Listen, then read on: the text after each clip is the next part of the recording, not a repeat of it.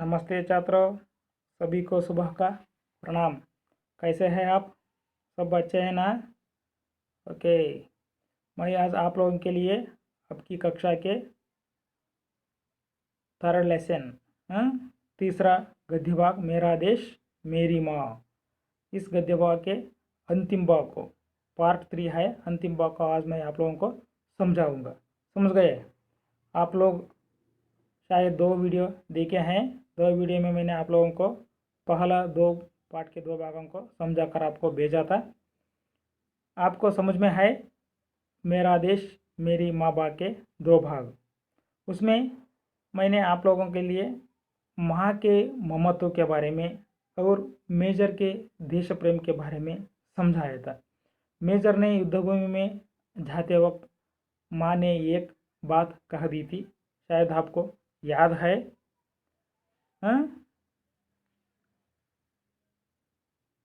बेटो, तुम गोलियों को सीने पर खानी है। हाँ, सीने पर खाया है, पीठ पर नहीं। भारतीय परंपरा है गोलियां सीने पर खाना है और पीठ पर नहीं। ये बात आप लोगों को अच्छी तरह से समझ में है। और मेजर ने भी युद्धभूमि में आकर दूसरा वीडियो में मैंने भेजा था। दूसरे वीडियो में युद्धभूमि में अत्यंत पराक्रम के साथ युद्ध करते जा रहे थे और शत्रुओं के युद्ध टैंकों को ध्वस्त करके वह आगे बढ़ते जा रहे थे, है या नहीं? और स्थिति को समझाते हुए उनके पीछे पीछे शत्रुओं के पीछे पीछे वह धैर्य के साथ वह आगे बढ़ते थे। और उसी वक्त शत्रुओं के सेना से अनेक गोलियां हाकर सनसनाती हुई मेजर के हाथ पेट में घुस गई और कई गोलियां सीने पर ही घुस गई। फिर भी मेजर ने आगे बढ़ते गए थे। वहाँ तक 2 वीडियो में मैंने आप लोगों को समझाकर भेजा था। इस पाठ के आधार पर कुछ शब्दार्थ भी इस प्रकार है। आपको चित्र में आप शायद देख रहे हैं। देखिए, हमला है, आक्रमण, चौंका धाना, 22 से हित के लिए देख रहे हैं ना सब। चकित करना, विस्मित करना है। जैसे कुछ शब्दार्थ हैं, आप आपकी किताब में भी कुछ शब्दार्थ है, आप देखकर समझ लीजिए। समझ गए? अब देखिए, इस पाठ के अंतिम भाग को मैं आज आप लोगों को समझाऊंगा। पेज नंबर 21 में है। पेज नंबर 21 में 3rd पैरा से आप लोगों को मैं समझाना है। देखिए, दूसरा पैरा में भी देखिए, स्थिति को समझते हुए उनको पीछे हटने का आदेश जारी किया गया। देखिए, मेजर के हाथ, पैर और सीने पर अनेक गोलियां आकर घुस गई थी, इसीलिए उनको पीछे हटने का आदेश जारी किया था मिलिट्री कमांडर्स ने। लेकिन मेजर एक कदम भी रुके नहीं, वे आगे बढ़ते रहे, आगे जाते रहे, युद्धभूमि में आगे जाते गए।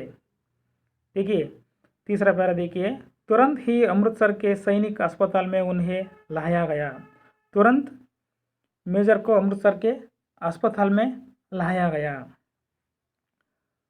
पर तब तक पूरा सीना गोलियों से छलनी हो चुका था। लेकिन स्थिति तो बहुत गंभीर थे। तब तक पूरा सीना गोलियों से छलनी में छिद्र हो गए थे। हृदय गले से अधिकारियों ने पूछा, आपकी कोई अंतिम इच्छा है? देखिए, हृदय गले से, हृदय शब्द का अर्थ मैंने पहले वीडियो में समझा था, एक दरख्त का कांपना, हृदय कांपना।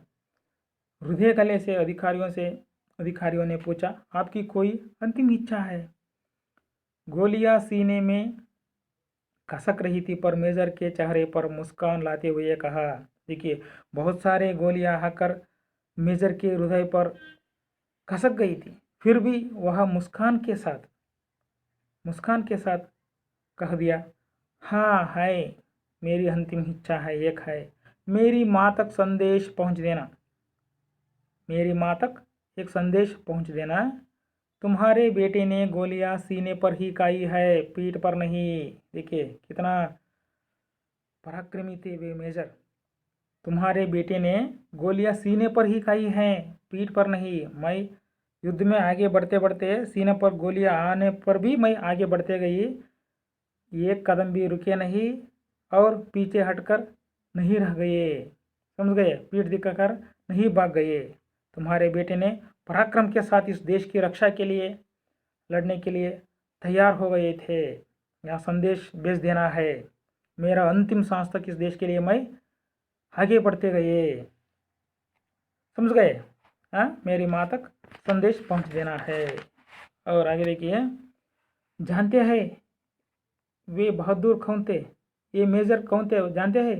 ये भारतीय सेना के अफसर मेजर आशाराम त्यागी थे। चित्र में आप देख रहे हैं, ये भारतीय सेना के मिलिट्री के अफसर मेजर आशाराम त्यागी थे।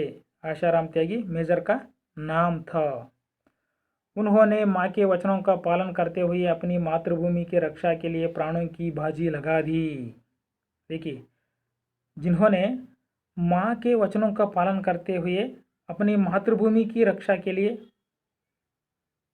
प्राणों की बाजी लगा दी, अपने प्राणों को अर्पण कर दी इस देश के लिए, इस देश के रक्षा के लिए और माँ के दिए वचनों का पालन करने के लिए। देखिए, माँ का हृदय देखिए कितना देश प्रेम से भरा हुआ था और युद्धभूमि में जाते हुए बेटे को किस तरह आशीर्वाद दिए थे, हाँ, किस तरह का वाक्य कह दिए थे।